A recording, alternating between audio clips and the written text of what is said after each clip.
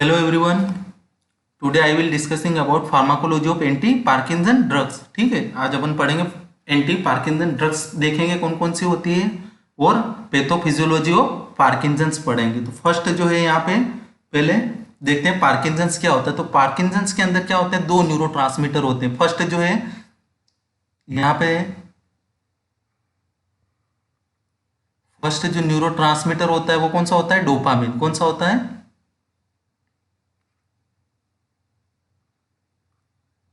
First जो neurotransmitter है वो कौन सा है, डोपामिन। और दूसरा जो न्यूरोट्रांसमीटर होता है वो कौन सा होता है, एसिटाइल कोलिन। अब यहाँ पे एसिटाइल कोलिन जो है वो क्या करवाता है, एक्साइटेशन। और डोपामिन जो है वो क्या करवाएगा, इनिबिशंस करवाता है। ठीक है, अब यहाँ पे डोपामिन और एसिटाइल कोलिन ये दोनों क्या होना चाहिए, बैलेंस में होना चाहिए। ठीक है, लेकिन पार्किंसंस के अंदर क्या होता है,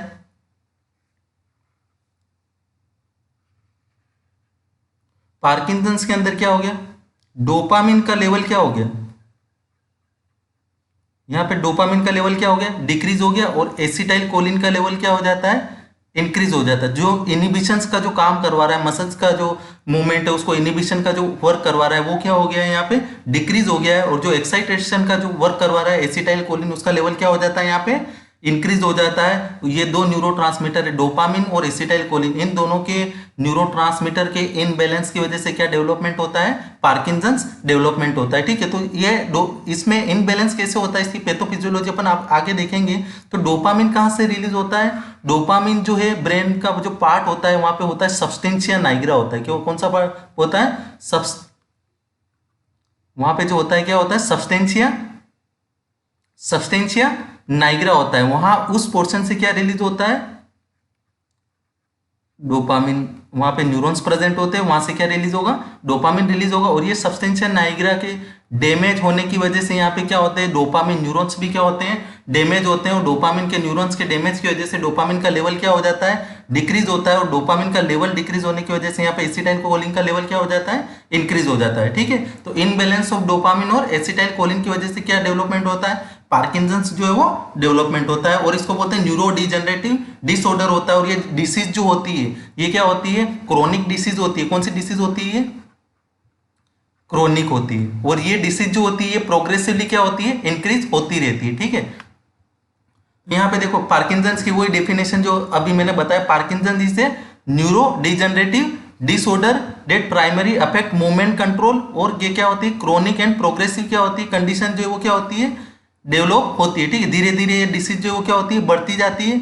और कहाँ पे हो ये डेवलप होता है, सब्सटेंशिया नाइग्रा। कहाँ पे न्यूरॉन्स इसके प्रेजेंट होते हैं, डोपामिन के सब्सटेंशिया नाइग्रा बिकम्स डैमेज्ड और डाई। ये सब्सटेंशिया नाइग्रा में जो डोपामिनर्जिक न्यूरॉन्स होते हैं वो क्या हो जाते हैं, डैमेज हो जाते हैं। ठीक है, this neurons play a crucial role in producing neurotransmitter called dopamine. ये न्यूरॉन्स क्या प्रोड्यूस करते थे, क्या प्रोड्यूस करते हैं, dopamine, which essential for coordinating smooth and control muscle movement. ये क्या करते हैं, मसल मूवमेंट को क्या करते हैं, कंट्रोल करते हैं। और कौन कौन कंट्रोल करता है, balance between inhibitory dopaminergic, inhibitory dopaminergic के अंदर और न्यूरॉन्स प्रेजेंट है। और यहाँ पे एक्साइटेटरी के अंदर कौन सा न्यूरॉन्स होंगे, कोलिनर्जिक न्यूरॉन्स होंगे। Disturb resulting in relative cholinergic over activity. Dopamine का लेवल अगर डिक्रीज होगा तो कोलिनर्जिक का लेवल क्या हो जाएगा, बढ़ जाएगा। उसकी वजह से क्या होता है, उसकी वजह से क्या डेवलपमेंट होता है, पार्किंसंस जो है वो डेवलपमेंट होता है। ठीक है, तो ये जो है बेसिक यहाँ पे डायग्राम है। तो यहाँ पे सब्सटेंशिया नाइग्रा का जो स्ट्रक्चर है, ये जो पार्ट है कौन सा है, मिड ब्रेन। मिड ब्रेन्स में यहाँ पे जो ये पार्ट है, यहाँ पे ये जो ब्लैक कलर का जो पोर्शन दिख रहा है, यहाँ पे क्या प्रेजेंट होता है, सब्सटेंशिया नाइग्रा प्रेजेंट होता है। और सब्सटेंशिया नाइग्रा जो है ये दो पार्ट में डिवाइड होता है। पहला होता है पेरस पेरस कॉम्पैक्टा होता है। और फिर नेक्स्ट जो होता है वो कौन सा होता है, पार्स रेटिकुलेटा और पार्स कॉम्पैक्टा। पार्स रेटिकुलेटा जो होता है वहां पे जो है, ये जो डायग्राम दिख रहा है यहाँ पे जो ब्लू कलर जो है ये दिख रहा है। ठीक है, ये जो न्यूरॉन्स यहाँ पे प्रेजेंट होते हैं वो कौन से होते हैं, पार्स कॉम्पैक्टा। पार्स कॉम्पैक्टा का मतलब पार्स कॉम्पैक्टा वाला जो एरिया होता है वहां पे कौन से न्यूरॉन्स होते हैं, डोपामिनिक न्यूरॉन्स होते हैं। कौन से न्यूरॉन्स होते हैं, डोपामिन के न्यूरॉन्स होते हैं। ठीक है, और पार्स रेटिकुलेटा जो होता है वहां पे कौन से न्यूरॉन्स होते हैं, गाबा यहाँ पे कौन से न्यूरॉन्स होते हैं, गाबानर्जिक न्यूरॉन्स होते हैं, ठीक है। तो यहाँ पे जो ये पोर्शन दिख रहा है सब्सटेंशिया नाइग्रा, ठीक है, इसके डैमेज होने की वजह से यहाँ पे डोपामिनर्जिक न्यूरॉन्स क्या हो जाते हैं, डैमेज होते हैं। और डोपामिनर्जिक न्यूरॉन्स डैमेज होते हैं तो डोपामिन का लेवल क्या हो जाता है, डिक्रीज होता है। और डोपामिन का लेवल डिक्रीज होने की वजह से एसिटाइल कोलिन क्या होता है, ओवर एक्टिविटी होती है, उसकी वजह से क्या डेवलपमेंट होता है, पार्किंसंस जो है वो डेवलपमेंट होता है। नेक्स्ट जो है कैरेक्टरिस्टिक ऑफ पार्किंसंस क्या होता है, पार्किंसंस की कैरेक्टरिस्टिक क्या होती है, इनवॉलेंटरी शेकिंग, ट्रिम्बलिंग, हैंड, आर्म और लेग्स, जा और other part of the body. और यहाँ पे क्या होगा, ब्रेडी काइनेशिया, ब्रेडी काइनेशिया का मतलब मसल्स जो है वो क्या हो जाती है, हार्ड हो जाती है, प्रॉपर रिलैक्स नहीं हो पाती है, मसल रिजिडिटी डेवलपमेंट होगी। पोस्टीरियर इनस्टेबिलिटी, पोस्टीरियर इनस्टेबिलिटी का मतलब कि बॉडी का जो स्ट्रक्चर होता है वो क्या हो जाता है, बिगड़ जाता है, चलने में जो है वो क्या होती है, प्रॉब्लम होती है, ठीक है। चेंजेस इन स्पीच, पार्किंसंस की वजह से क्या होगा, स्पीच चेंज होगी, हैंड राइटिंग में चेंजेस होगा। रिड्यूस सेंस ऑफ स्मेल, इसकी वजह से क्या हो जाता है, रिड्यूस होता है। स्लीप डिस्टर्बेंस होता है, मूड चेंजेस होगा, और पेशेंट को क्या हो सकता है, डिप्रेशन हो सकता है, एंजाइटी भी जो है वो डेवलपमेंट हो सकती है, क्योंकि डोपामिन न्यूरोट्रांसमीटर का लेवल कम हो रहा है। डोपामिन न्यूरोट्रांसमीटर क्या करता है, डिप्रेशन को भी रेगुलेट करता है, एंजाइटी के लिए रिस्पॉन्सिबल होता है, मूड के लिए क्या होता है, रिस्पॉन्सिबल होता है। और डोपामिन जो होता है वो बहुत सारे ऑटोनोमिक डिसफंक्शन भी क्या कर सकता है, डेवलपमेंट्स कर सकता है, क्योंकि डोपामिन जो होता है वो ऑटोनोमिक फंक्शन को क्या करता है, रेगुलेट करता है, इनवॉलेंटरी रेगुलेट करने का काम करता है। यहाँ पे इनवॉलेंटरी फंक्शन भी क्या होंगे, डिस्टर्बेंस होंगे, जैसे कि ब्लड प्रेशर हो गया है, ठीक है, ब्लड प्रेशर जो है वो क्या करेगा, इफेक्ट होगा, ठीक है। तो यहाँ पे नेक्स्ट जो स्लाइड है, पैथोफिजियोलॉजी देखते हैं पार्किंसंस की। तो पार्किंसंस की पैथोफिजियोलॉजी के अंदर जो है सबसे पहले जो है यहाँ पे क्या होगा, पार्किंसंस के अंदर डोपामिन की क्या हो जाएगी, डेफिशिएंसी होगी, ठीक है, उसकी वजह से पार्किंसंस डेवलपमेंट होगा। अब यहाँ पे देखते हैं अल्फा सिन्यूक्लिन एक्यूमुलेशन।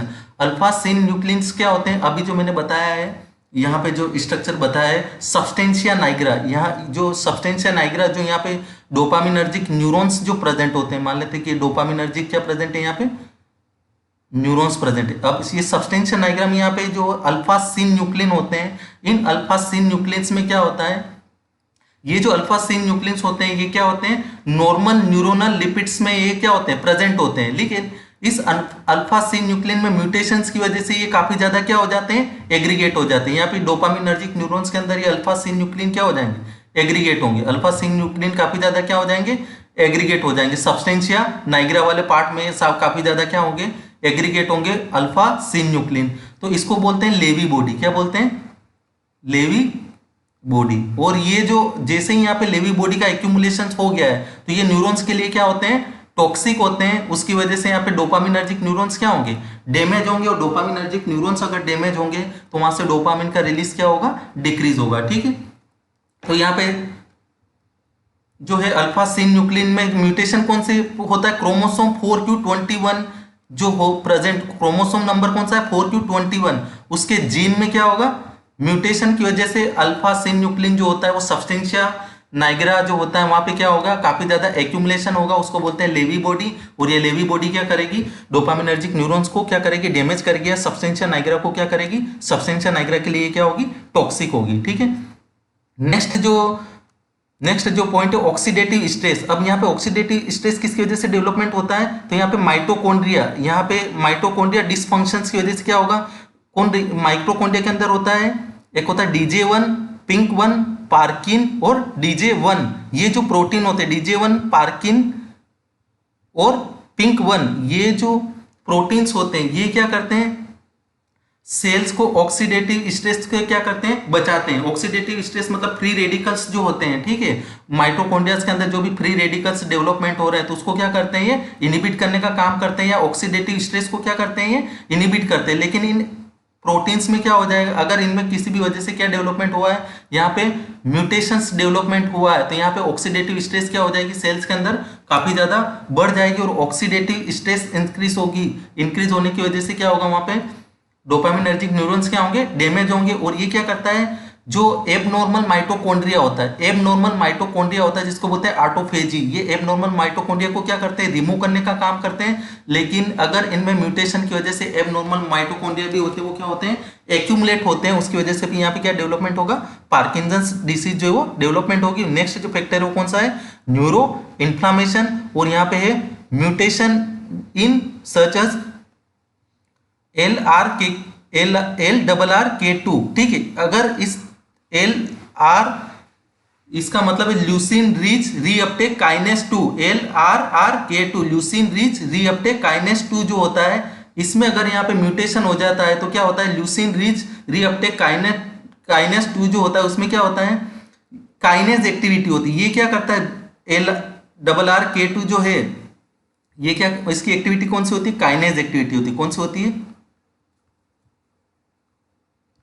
काइनेस। और ये काइनेस एक्टिविटी क्या होती है, ये क्या करवाता है, फोस्फोराइलेशंस करवाता है। क्या करवाता है, फोस्फोराइलेशन। ये क्या करवाता है, दूसरे प्रोटीन में क्या करवाता है, फोस्फोराइलेशंस करवाएगा, और फोस्फोराइलेशंस की वजह से वहां पे एक्टिविटी क्या हो जाती है, एक्टिविटी जो होती है, दूसरी जो भी एक्टिविटी होती है वो क्या हो जाती है, इनिबिट होती है, ठीक है। तो यहाँ पे इसकी काइनेस एक्टिविटी जो होती है काफी ज्यादा क्या हो जाती है, इंक्रीज होती है, और इंक्रीज होने की वजह से यहाँ पे क्या होता है, हाइपर फोस्फोराइलेशन होता है, और हाइपर फोस्फोराइलेशन की वजह से दूसरे प्रोटीन के जो फंक्शंस होते हैं, जो न्यूरॉन्स को जो डेवलप करते हैं, ठीक है, उनके जो फंक्शंस होते हैं वो क्या हो जाते हैं, इनिबिट हो जाते हैं, और बहुत सारे प्रोटीन जो होते हैं वो क्या करते हैं, बिल्डिंग ब्लॉक का जो काम करते हैं वो भी क्या हो जाते हैं, इनिबिट होते हैं। उसकी वजह से न्यूरॉन्स क्या होने लगता है, डैमेज होने लगता है, ठीक है। नेक्स्ट ये जो डायग्राम है, ये जो है सब्सटेंशिया नाइग्रा का डायग्राम है, ये जो है ये कौन सा डायग्राम है, नॉर्मल है, ठीक है, ये नॉर्मल है। और यहाँ पे क्या हो रहा है, ये जो डायग्राम है सब्सटेंशिया नाइग्रा का, यहाँ पे देखिए इसमें और इसमें क्या हो रहा है, चेंजेस से दिख रहा है। यहाँ पे क्या हो रहा है, पिगमेंटेशन दिख रहा है। क्या दिख रहा है यहाँ पे, पिगमेंटेशन, ठीक है। यहाँ पे जो है काफी ज्यादा क्या हो रहा है, पिगमेंटेशन हो रहा है। तो ये सब्सटेंशिया नाइग्रा में क्या हो रहा है, पार्किंसंस डेवलपमेंट हो गया है, ठीक है, और डैमेज हुआ है। और वापस यहाँ पे सब्सटेंशिया नाइग्रा का जो स्ट्रक्चर देखा जाए तो इसमें क्या डिपॉजिट हो गया है, लेवी बॉडी। ये जो आपको जो है दिख रहा है यहाँ पे क्या डिपॉजिट हो गया है, लेवी बॉडी, ठीक है। तो ये इसकी हिस्टोलॉजी होगी। अब देखते हैं एंटी पार्किंसन ड्रग्स कौन कौन सी है। तो सबसे पहले एंटी पार्किंसन ड्रग्स के अंदर कौन सी आएगी, डोपामिन प्रिकर्सर्स आएगा। डोपामिन प्रिकर्सर्स के अंदर कौन सा है, लीवोडोपा है, और डोपामिनर्जिक एगोनिस्ट आएगा। डोपामिनर्जिक एगोनिस्ट के अंदर कौन सा है, क्योंकि अपन एंटी पार्किंसन में क्या कौन सी ड्रग देंगे, एसिटाइल कोलिन का लेवल क्या हो रहा है, इंक्रीज हो रहा है। तो अपन क्या करेंगे, इसमें एसिटाइल कोलिन के लेवल को क्या करेंगे, डिक्रीज करेंगे। और डोपामिन का लेवल क्या हो गया, डोपामिन के न्यूरॉन्स के डैमेज की वजह से डोपामिन का लेवल क्या हो गया, डिक्रीज हो गया है। तो इसमें क्या करेंगे, डोपामिन के लेवल को अपन क्या करेंगे, डोपामिन के लेवल को क्या करेंगे, इंक्रीज करेंगे, ठीक है। तो ऐसी ड्रग देंगे जिसकी वजह से डोपामिन का लेवल क्या हो जाए, इंक्रीज हो जाए, और एसिटाइल कोलिन का लेवल क्या हो जाए, डिक्रीज हो, ठीक है। तो यहाँ पे डोपामिनर्जिक प्रिकर्सर्स के अंदर फर्स्ट जो ड्रग है वो कौन सी, लीवोडोपा। और डोपामिनर्जिक एगोनिस्ट के अंदर कौन सी, ब्रोमोक्रिप्टिन, रोपिनिरोल और प्रेमिपिक्सोल। और COMT इनिबिटर के अंदर कौन है, केटेकोलामिन ओ मिथाइल ट्रांसफरेज इनिबिटर्स के अंदर कौन सी है, इटेकेपोन और टोलकेपोन, ठीक है। और यहाँ पे जो है पेरिफेरल डी कार्बोक्सिलेज इनिबिटर्स के अंदर कौन सी ड्रग हो गई, कार्बिडोपा हो गई, और बेंसिरेजाइड हो गई। और MAO B monoamine oxidase B inhibitors के अंदर कौन सी हो गई, सेलिजिनिन हो गई और रेसेजिलिन हो गई। और यहाँ पे ग्लूटामेट NMDA रिसेप्टर एगोनिस्ट के अंदर कौन सी ड्रग हो गई, अमनटिडिन। ये एंटीवायरल ड्रग्स भी है, ठीक है। और यहाँ पे सेंट्रल एंटीकोलिनर्जिक के अंदर कौन सी ड्रग हो गई, ट्राइहेक्सिफेनिडाइल, प्रोसाइक्लिडिन और बाइपिरिडिन। और एंटीहिस्टामिनिक्स के अंदर कौन सी ड्रग होगी यहाँ पे, ऑर्फेंड्रिन और प्रोमेथाजिन। ये सारी ड्रग जो किसके ट्रीटमेंट में यूज होती है, पार्किंसंस के अंदर यूज होती है, ठीक है। तो यहाँ पे फर्स्ट मैकेनिज्म देखते हैं इन सारी ड्रग्स की। तो सबसे पहले ड्रग्स की मैकेनिज्म देखने से पहले देखते हैं कि सब्सटेंशिया नाइग्रा जो पोर्शन होता है, ब्रेन का कौन सा पोर्शन होता है, सब्सटेंशिया नाइग्रा। एक मिनट,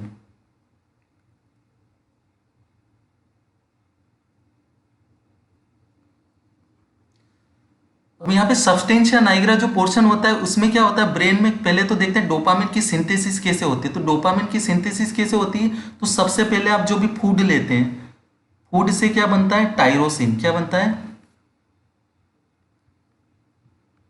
टायरोसिन। ये टायरोसिन किस में जाएगा, ब्लड में। और ब्लड में जाने के बाद फिर कहाँ जाएगा, ये ब्लड ब्रेन बैरियर को क्रॉस करके किसके अंदर जाएगा, है डोपामिनर्जिक न्यूरॉन्स के अंदर। वहां पे क्या होते हैं, टायरोसिन ट्रांसपोर्टर चैनल्स होते हैं, ये टायरोसिन जाएगा डोपामिनर्जिक न्यूरॉन्स के अंदर, और वहां पे टायरोसिन हाइड्रोक्सिलेज की प्रेजेंस में क्या करेगा, है किस में कन्वर्ट होगा, एल डोपा में। और वहां पे फिर फर्दर एक और एंजाइम प्रेजेंट होता है जिसको बोलते हैं डोपा डी कार्बोक्सिलेज। ये डोपा डी कार्बोक्सिलेज की प्रेजेंस में किस में कन्वर्ट हो जाता है, डोपामिन के अंदर। और ये डोपामिन किसके अंदर स्टोरेज हो जाता है, वेसिकल्स के अंदर ये डोपामिन क्या होता है, स्टोर हो जाता है। और जैसे ही यहाँ पे कोई एक्शन पोटेंशियल आएगा तो ये न्यूरॉन्स क्या होगा, डीपोलराइज होगा। और जैसे ही ये न्यूरॉन डीपोलराइज होगा तो यहाँ से क्या रिलीज होगा, डोपामिन रिलीज होगा। यहाँ से क्या रिलीज होगा, डोपामिन। और ये डोपामिन रिलीज होकर किस पे बाइंड होगा, डोपामिनर्जिक रिसेप्टर पे बाइंड होगा। ठीक है, तो यहाँ पे डोपामिन के रिसेप्टर कौन से हो गए, D1 रिसेप्टर हो गया, और कौन सा रिसेप्टर हो गया, D2। ठीक है, अब यहाँ पे डोपामिन जो स्टोर है, यहाँ पे जब जैसे ही डोपामिन बनता है तो ये किसके अंदर स्टोर हो जाता है, वेसिकल्स के अंदर। और यहाँ पे बाहर जो फ्री डोपामिन प्रेजेंट होता है, जब तक ये वेसिकल्स के अंदर स्टोर होता है, तो यहाँ पे एक एंजाइम होता है MAO A monoamine oxidase B, sorry MAO monoamine oxidase B present होता है। ये डोपामिन को क्या करता है, ब्रेक डाउन करना चालू कर देता है। उसकी वजह से डोपामिन का लेवल क्या होता है, कम होता है। और जैसे ही डोपामिन यहाँ से रिलीज होता है तो यहाँ बाहर भी कौन कौन से प्रेजेंट है, एक होता है माओ ए मोनोअमीन ऑक्सीडेज ए, दूसरा होता है माओ बी मोनोअमीन ऑक्सीडेज बी, और एक होता है केटेकोल अमीन मिथाइल ट्रांसफरेज। ये तीनों क्या करते हैं, डोपामिन को क्या करते हैं, डिग्रेडेट करने का काम करते हैं, डोपामिन का क्या करते हैं, ब्रेक डाउन करते हैं। और डोपामिन का ब्रेक डाउन अगर होगा तो डोपामिन का लेवल क्या होगा, डिक्रीज होगा। तो सारी ड्रग जो है अभी डोपामिन के ऊपर किसको इनिबिट करेगी, माओ ए को इनिबिट करेगी, माओ बी को इनिबिट करेगी, केटेकोल अमीन मिथाइल ट्रांसफरेज को इनिबिट करेगी। और एक और होता है यहाँ पे, जैसे ही डोपामिन यहाँ पे अगर एक्सेस में होता है या डोपामिन रिलीज होता है तो यहाँ पे डोपामिन क्या होता है, रीअपटेक होता है। डोपामिन ट्रांसपोर्टेशन होते हैं, उसकी वजह से डोपामिन रीअपटेक होता है, वापस किसके अंदर स्टोर हो जाता है, वेसिकल्स के अंदर क्या होता है, स्टोर होता है। ठीक है, तो यहाँ पे जो फर्स्ट जो ड्रग्स की बात करते हैं, फर्स्ट जो है यहाँ पे अभी मैंने डायग्राम बताया है, तो यहाँ पे फर्स्ट जो ड्रग है वो कौन सी, लिवोडोपा। कौन सी ड्रग है, लिवोडोपा। अब ये लिवोडोपा अगर आपने इनटेक की है तो ये लिवोडोपा जो है ब्लड में जाएगी और किसको क्रॉस करेगी, यहाँ पे transporter channel L amino acid transporter, उसको क्रॉस करके जो है किस में कन्वर्ट हो जाएगी, डोपामिन में। और डोपामिन में कन्वर्ट होने के बाद किससे बाइंड होगी, डोपामिनर्जिक रिसेप्टर से जाके ये क्या होगी, बाइंड होगी और अपना फंक्शन को क्या करेगी, शो करेगी। तो यहाँ पे लेकिन यहाँ पे पेरीफेरल जैसे ही जब तक ये ब्लड ब्रेन बैरियर को क्रॉस नहीं करती, यहाँ पे दो एंजाइम होते हैं, एक हो गया COMT और यहाँ पे हो गया डोपा डी कार्बोक्सिलेज। केटेकोल ओ मिथाइल ट्रांसफरेज जो होता है ये क्या करता है, लिवोडोपा को ब्रेक करके किस में कन्वर्ट कर देता है, 3OMD। और यहाँ पे लिवोडोपा अगर ब्रेक हो जाएगा तो ये इसका एब्जॉर्प्शन ब्लड ब्रेन बैरियर को क्रॉस नहीं कर पाएगा। और डोपा डी कार्बोक्सिलेज जो होता है ये पहले ही क्या कर देता है, ब्लड ब्रेन बैरियर में क्रॉस होने से पहले किस में कन्वर्ट कर देता है, यहाँ पे भी डोपामिन में। और ये डोपामिन में कन्वर्ट होने की वजह से यहाँ पे इसके क्या शो होते हैं, एडवर्स इफेक्ट होते हैं, और ये इसका जो लेवल होता है ब्लड ब्रेन बैरियर को प्रॉपर क्रॉस नहीं कर पाता। तो यहाँ पे कौन सी ड्रग यूज करते हैं, COMT इनिबिटर्स। और COMT इनिबिटर के अंदर कौन से आ गए, इंटेकेपोन और टोलकेपोन। और डोपा डी कार्बोक्सिलेज इनिबिटर के अंदर कौन सी ड्रग आएगी, कार्बिडोपा। अब ये कार्बिडोपा क्या होगी, इसको भी इनिबिट कर दिया और COMT को भी इनिबिट कर दिया, तो आपका लिवोडोपा का ब्रेकडाउन क्या हो गया, इनिबिट हो गया। तो ये सारा किसको क्रॉस कर जाएगा, ब्लड ब्रेन बैरियर को क्रॉस करेगा। और लिवोडोपा जो है वो किस में कन्वर्ट हो जाएगा, डोपामिन में कन्वर्ट होगा। और डोपामिन जो है वो किससे जाके बाइंड होगा, रिसेप्टर पे। लेकिन जैसे ही डोपामिन रिलीज होता है पोस्ट सिनेप्टिक न्यूरॉन से, वहां पे कौन सा एंजाइम प्रेजेंट होते हैं, माओ बी और COMT। जैसे माओ बी के अंदर कौन सा आ गया, सेलेजिनिन रेसाजिलिन, ये क्या करेंगे, माओ बी को इनिबिट करेंगे। और टोलकेपोन किसको इनिबिट करेंगे, COMT को। यहाँ पे डोपामिन का ब्रेकडाउन क्या होगा, इनिबिट होगा। तो डोपामिन का कंसंट्रेशन क्या होगा, इंक्रीज होगा। और ये डोपामिन रिसेप्टर पे जाके क्या होगा, बाइंड होगा। लेकिन यहाँ पे भी कुछ ड्रग है जो कौन सी है, डोपामिन रिसेप्टर एगोनिस्ट, उसके अंदर है प्रेमपिक्सोल और रोपिनिरोल। और नेक्स्ट जो ड्रग है वो कौन सी, ब्रोमोक्रिप्टोल और परगोलाइड। ठीक है, ये डोपामिन एगोनिस्ट है जो क्या करते हैं, D1 और D2 रिसेप्टर को क्या करेंगे, स्टिमुलेंट्स करेंगे। ठीक है, ठीक है। तो अपनी ड्रग कहाँ कहाँ पे वर्क कर रही है, फर्स्ट जो है देखो फूड, ब्लड ब्रेन, सबसे पहले आपने फूड लिया उससे बना टायरोसिन। टायरोसिन से क्या हुआ, टायरोसिन जो है वो कहाँ जाएगा, ब्लड में। ब्लड में जाने के बाद ब्लड ब्रेन बैरियर को क्या करेगा, क्रॉस करेगा। जैसे कि ये ब्लड ब्रेन बैरियर को टायरोसिन ने क्या किया है, क्रॉस किया है। और ये टायरोसिन जो है, टायरोसिन हाइड्रोक्सिलेज के प्रेजेंट में किस में कन्वर्ट हो जाएगा, एल डोपा। और L dopa dopa D carboxylase के प्रेजेंट में किस में कन्वर्ट हो जाएगा, डोपामिन। और ये डोपामिन जैसे ही न्यूरॉन्स यहाँ पे एक्साइटेबल होगा तो यहाँ से क्या रिलीज होगा, डोपामिन रिलीज होगा।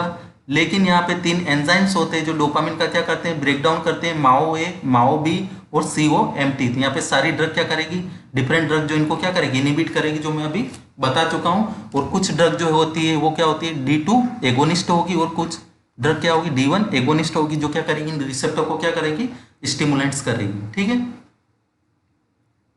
नेक्स्ट जो ड्रग है वो कौन सी है, ट्राईहेक्सिफेनिडाइल। ट्राईहेक्सिफेनिडाइल जो है ब्लॉक इफ्रेंट इम्पल्स, ये क्या करती है, इफ्रेंट इम्पल्स को क्या करेगी, ब्लॉक करेगी, और ब्लॉक मस्केरेनिक रिसेप्टर। मस्केरेनिक रिसेप्टर किसके होते हैं, मस्केरेनिक रिसेप्टर कौन से होते हैं, किसके रिसेप्टर होते हैं, एसिटाइल कोलिन के। और मैंने क्या बताया, एसिटाइल कोलिन की वजह से कोलिनर्जिक एक्टिविटी क्या हो जाती है, बढ़ जाती है। तो ये एसिटाइल कोलिन किस पे जाके बाइंड होता है, मस्केरेनिक रिसेप्टर पे। ये ड्रग किसको ब्लॉक करेगी, मस्केरेनिक रिसेप्टर को। तो उससे वजह से कोलिनर्जिक एक्टिविटी क्या होगी, इनहिबिट होगी। ठीक है।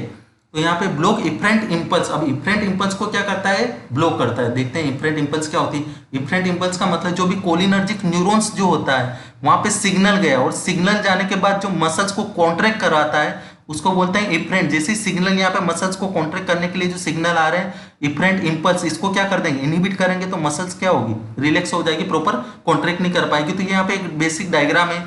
यहाँ पे जो है एक हॉट ऑब्जेक्ट है, इस ऑब्जेक्ट पे जैसे ही जो है फिंगर टच हुआ तो यहाँ से डायरेक्शन जो है वो किस पे गया, ब्रेन को सिग्नल गया, और वो जो सिग्नल जा रहा है उसको क्या बोला, एफरेंट, एफरेंट। और वापस यहाँ से सिग्नल जो आ रहा है उसको क्या बोला, इफरेंट। और जैसे सिग्नल आया तो मसल्स क्या हुई, यहाँ पे कॉन्ट्रैक्ट हुई, और हैंड जो है वो अपनी लोकेशन से क्या हो गया, अलग चला गया। ठीक है। तो ये क्या करता है, जो इफरेंट इंपल्स होती है उसको इनिबिट करती है कोलिनर्जिक न्यूरॉन्स की, उसकी वजह से कोलिनर्जिक एक्टिविटी क्या होगी, इनिबिट होगी।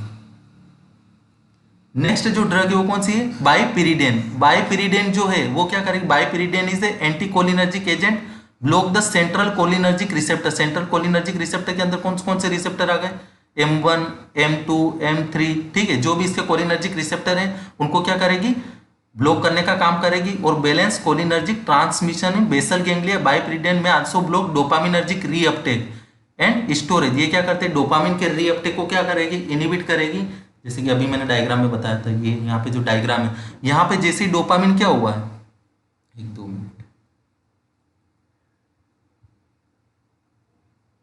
यहाँ पे डोपामिन क्या हुआ, यहाँ पे डोपामिन जैसे ही रिलीज हुआ तो कुछ डोपामिन वापस क्या हो जाता है, रीअपटेक हो जाता है, वो वापस किसके अंदर स्टोर होता है, वेसिकल्स के अंदर। तो ये जो ड्रग है वो क्या करेगी, डोपामिन को क्या करेगी, रीअपटेक को इनिबिट करेगी। तो डोपामिन ज्यादा से ज्यादा किस पे बाइंड होगा, रिसेप्टर पे, और रिस्पॉन्स जो है वहां पे क्या होगा, इंक्रीज होगा। ठीक है। तो ये जो ड्रग है वो क्या करेगी, रीअपटेक को क्या करेगी, इनिबिट करेगी। ठीक है। और increase dopaminergic activity, dopaminergic activity को क्या करेगी, ये बढ़ाने का काम करेगी। नेक्स्ट जो ड्रग है वो कौन सी, ऑरफेंड्रिन। ऑरफेंड्रिन बाइट इन, ऑरफेंड्रिन जो होती है वो क्या होती है, H1 रिसेप्टर पे भी बाइंड होती है, और ये NMDA रिसेप्टर, दोनों रिसेप्टर को क्या करती है, ब्लॉक करती है। लेकिन यहाँ पे NMDA जो रिसेप्टर होता है वो कौन सा होता है, एक्साइटेटरी होता है। ये मसल्स के मूवमेंट को क्या करता है, बढ़ाने का काम करता है। तो ये एक्साइटेटरी न्यूरोट्रांसमीटर क्या हो जाएगा, अगर इसको ब्लॉक करेंगे तो इनिबिट होगा, तो यहाँ पे क्या होगा, मूवमेंट जो है वो क्या हो जाएगा, डिक्रीज होगा। ठीक है। और restore the motor disturbance induced by neuroleptic. यहाँ पे क्या, कुछ न्यूरोलेप्टिक ड्रग्स जो होती है वो किसके ऊपर वर्क करती है, NMDA रिसेप्टर के ऊपर और डोपामिनर्जिक रिसेप्टर के ऊपर वर्क करती है। ठीक है। उसकी वजह से भी यहाँ पे काफी ज्यादा डोपामिनर्जिक एक्टिविटी क्या होती है, इनिबिट होती है। ठीक है। तो वहां पे भी ये ड्रग जो काफी ज्यादा क्या है, इफेक्टिव है। ठीक है।